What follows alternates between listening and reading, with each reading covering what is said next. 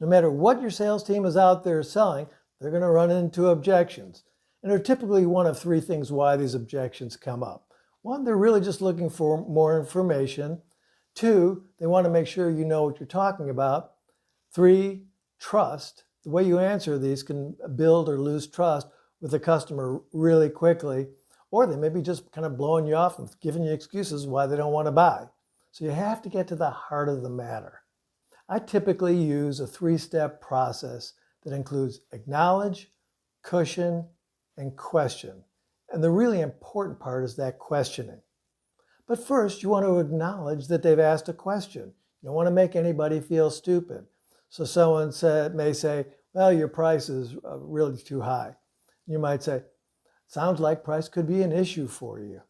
Or it seems like price is something that's really important in your decision making. Then be quiet, they'll respond, let them give their answer. And then once they do, you can cushion it and saying something like, these days budget's always important. You want to stay within budget and make sure you're a good consumer, getting good value. The next step is questioning, and you want to dig a little deeper. You can be direct and say, well, what were you considering? Or why do you think this is too high? Now with the questions, you want to dig a little deeper. Now you can be direct and say something like, what do you think would be a fair price? Or how much is too high? Actually, that's a really good question, because if you were thinking they were going to tell you it's $100 too high and they tell you it's $25 too high, you may have left some money on the table. But the key is to ask good prepared questions to follow up, to find out what's keeping them from moving ahead.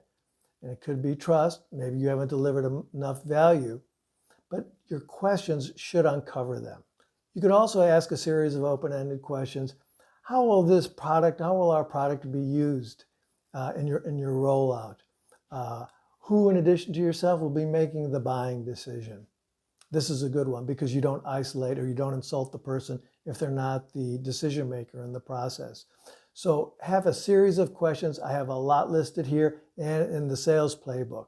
But the key in objections and handling objections is to make sure you know the motivation behind the question.